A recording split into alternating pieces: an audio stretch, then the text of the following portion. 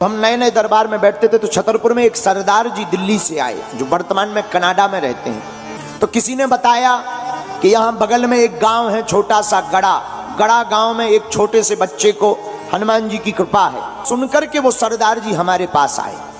हम दरबार में बैठे हुए थे, 40-50 लोग बैठे थे। के बाद हमने सरदार जी को बुलाया, आइए आपकी अर्जी स्वीकार है। वो आए, आकर बैठ गए। हमने पर्चा बनाया। हमने कहा बताइए क्या बात है। हमारे कोई संतान नहीं है।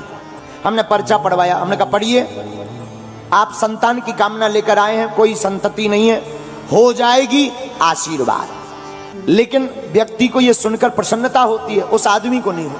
तो हम थोड़ा चौंके। हमने कहा क्या बात है, बात गलत है क्या? बोले नहीं, बात तो ठीक है, लेकिन आपको ज्ञान बिल्कुल भी नहीं है, ठन ठन गोपाला है, ऐसा बोले सीधा। हमें बड़ा बुरा लगा। पहली बार किसी ने हमारी बेइज्जती की होगी। पसीना आ गया। हमने कहा आखिर ऐसी क्यों?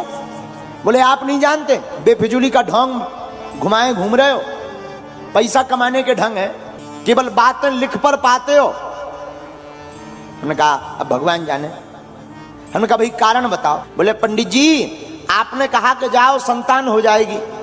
संतान कैसे होगी? हमारी पत्नी का तो ऑपरेशन हो चुका है, गर्भाशय का, बच्चादानी का।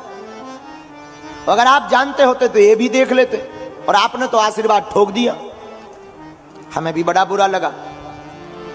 मन ही मन हम सन्यासी बाबा को बड़ा ध्यान करें कि तुमने बताया क्यों नहीं, डिटेल दे देते। इतना बताया, डिटेल और दे देते। अच्छा, कई बार ऐसे मुसीबतों के टाइम पर कनेक्शन कट जाता है। मन ही मन बड़ी पीड़ा हुई। अब 60-70 लोग सामने बैठे थे तो फिर और पसीना आया कि नाक कट ही गई आज। लेकिन तब तक पता नहीं, हमें तो ध्यान नहीं है। भीतर से हुंकार सी भरी कि जा, कह दिया कि तेरे घर पुत्र होगा और 2018 के पहले होगा तो होगा।